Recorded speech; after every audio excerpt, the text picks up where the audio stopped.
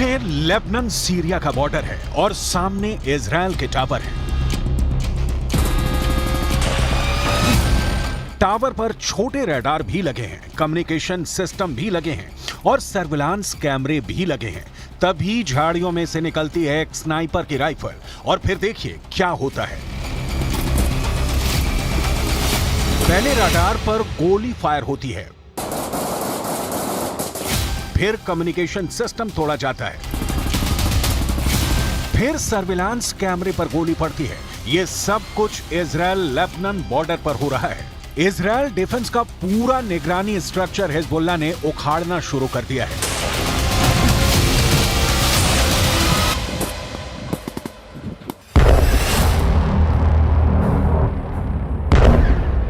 लेकिन इसके बाद जो होता है वो नेतन्याहू को डरा देगा। ये हनीता बॉर्डर पॉइंट है। यहां एक मिसाइल निकलती है और सीधे बॉर्डर पर खड़े इजराइल के मरकावा टैंक को फोड़ देती है। एक बार देखिए हमला कैसे होता है।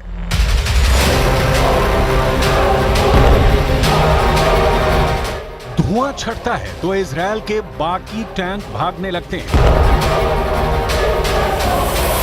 दूसरा वीडियो दोहरा बॉर्डर पॉइंट से आया है। यहां भी इजराइल का मरकावा टैंक घूम रहा था और फिर होता है एक बड़ा हमला।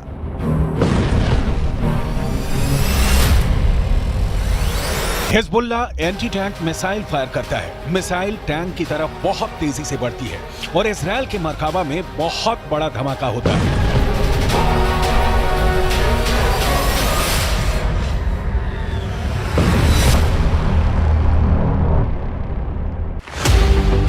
लेबनान बॉर्डर पर इजराइल के टैंक पर हमलों का वीडियो बहुत डराने वाला है।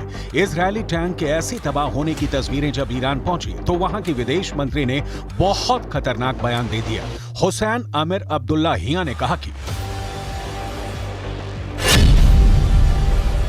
अगले कुछ घंटों में इजराइल पर बड़ा हमला हो सकता है। हिजबुल्लाह की तरफ इशारा करते हुए ईरान ने कहा है कि अगर ईरान और लेबनान ने इजराइल को जवाब नहीं दिया तो इजराइल की सेना तेहरान और बेरूत पर कल हमला कर देगी। सूरत तदावुम जनायात जंगी रژیم کودککش اسرائیل علیه ساکنان غیر نظامی غزه هر احتمالی متصور هست.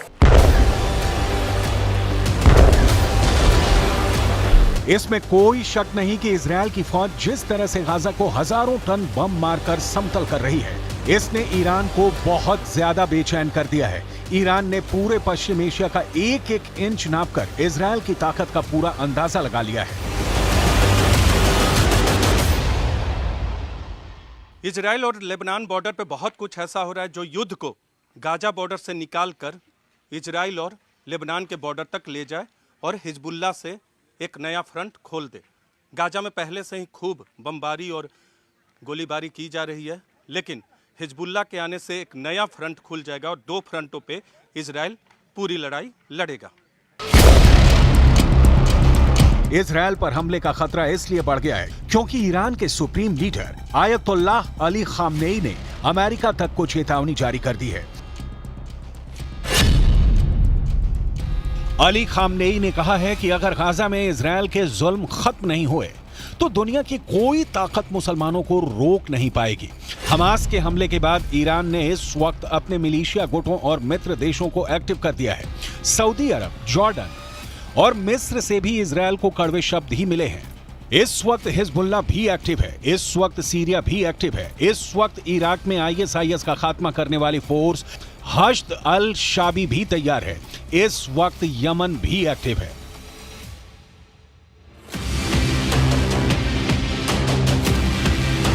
सितंबर महीने में ही यमन ने अपनी मिलिट्री परेड निकाली थी और इस परेड में ऐसी ऐसी मिसाइल और ड्रोन दिखाए जो इस इलाके में अमेरिका और उसके दोस्तों को परेशान कर सकते हैं। यमन वो देश है जिसने पिछले 8 वर्षों तक सऊदी अरब और उसके 15 साथी देशों से युद्ध लड़ा, जिस युद्ध में उसके खिलाफ अमेरिका भी रहा, ब्रिटेन भी रहा और इजराइल ने भी यमन के खिलाफ मदद की।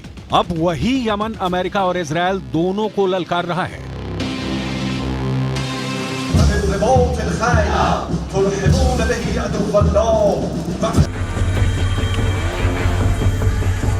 युद्ध की ऐसी ललकार, ऐसा गुस्सा, आप इस इलाके को पश्चिम एशिया कहकर बुलाइए, इसे खाड़ी कहिए या फिर मिडिल ईस्ट, नाम कितने भी हों, लेकिन इस वक्त यूक्रेन के बाद दुनिया का सबसे खतरनाक इलाका कोई है तो वो यही जमीन है।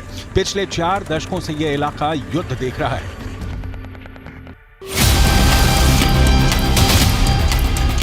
यमन के इस मिसाइल का नाम है तूफान, जो 1000 किलोमीटर की रेंज तक मार कर सकती है। इस मिसाइल से यमन ने सऊदी अरब को कई बार डराया है। इजरायल को भी लगता है कि यमन को ऐसे और हथियार मिल सकते हैं और फिर वो उसके लिए खतरा बन जाएंगे। ईरान भी यही डर फैलाना चाहता है। जाहिर है कि इजरायल के लिए ये एक नया फ्रंट साबित हो रहा है। अब गाजा के धमाकों ने हिजबुल्लाह के साथ ईरान को युद्ध में कूदने के लिए तैयार कर दिया है।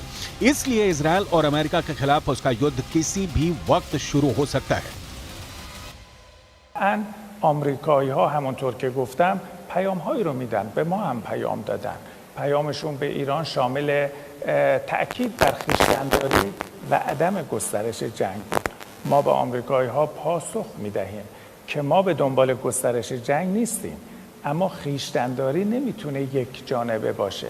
شما نمیتونید به حزب الله لبنان توصیه بکنید خویشتن‌داری بکنه، بعد به نتانیاهو بگویید دست شما رو باز میگذاریم، هر جنایتی رو میخوای علیه غیر نظامیان انجام بدهید. इजरायल का दावा है कि हिजबुल्लाह के पास करीब 1.5 लाख रॉकेट हैं, जिसके टारगेट पर इजरायल है। 1.5 लाख रॉकेट क्या कर सकते हैं, इसका अंदाजा इस बात से लगाइए। 7 अक्टूबर को हमास ने इजरायल पर एक साथ 5000 रॉकेट दागे, जिसकी वजह से इजरायल का आयरन डोम भी पूरी तरह से नाकाम हो गया। सवाल यह है कि अगर ईरान इजरायल पर हमला करता है तो फिर क्या होगा? ऐसे हालात में अमेरिका क्या करेगा? क्योंकि ईरान के आसपास अमेरिका के इतने मिलिट्री अड्डे हैं जहां से ईरान के खिलाफ हमले लॉन्च किए जा सकते हैं। इसलिए कोई शक नहीं कि गाजा में युद्ध के साथ साथ अब इजरायल से पहले उसने अमेरिका के फौजी अड्डों को अपने टारगेट पर ले लिया है। ईरान के आसपास अमेरिकी सेना के कई मिलिट्री बेस हैं और इनमें कुल 40,000 से ज्यादा अमेरिकी सैनिक तैनात हैं। इसमें कुवैत में 10 सैन्य अड्डे हैं और यहां अमेरिका के 13,000 से ज्यादा सैनिक हैं। बहरीन में अमेरिका ने 12 अड्डे बनाए हैं और यहां उसके 3,700 से ज्यादा फौजी तैनात हैं। सऊदी अरब में अमेरिका के 10 मिलिट्री बेस हैं, यहां 3,000 अमेरिकी सैनिक तैनात हैं। ओमान में अमेरिका के 6 अड्डे हैं, यहां उसके 600 सैनिक तैनात हैं। संयुक्त अरब अमीरात में अमेरिका के 3 अड्डे हैं और यहां उसके 5,000 सैनिक तैनात हैं। कतर में अमेरिका का सबसे बड़ा मिलिट्री बेस है और यहां 13,000 अमेरिकी सैनिक रखे गए हैं। ये वो देश हैं जहां से ईरान बहुत ज्यादा करीब है। लेकिन ये अड्डे भी ईरान की जद में हैं और इस वक्त इजरायल तक उसकी मिसाइलों की रेंज में आ चुका है। ईरान के ड्रोन की रेंज भी बढ़ती जा रही है। अब पश्चिम एशिया के वो इलाके भी उसकी पहुंच में हैं जहां अमेरिका के अड्डे हैं और इस वक्त नेतन्याहू और बाइडन दोनों ईरान की बढ़ती ड्रोन पावर को लेकर काफी बौखलाए हुए हैं। अगर इजरायल और लेबनान बॉर्डर पर युद्ध होता है और इसमें ईरान भी शामिल हो जाता है तो समझ लीजिए इन सभी अड्डों से ईरान पर हमले लॉन्च किए जाएंगे या फिर ईरान इनको अपने मिसाइल अटैक से मिट्टी में मिला देगा। ईरान पहले ही अमेरिका को अपने आसपास बर्दाश्त नहीं कर पा रहा और अब गाजा इजरायल के बीच युद्ध ने युद्ध का एक नया बहाना दे दिया है।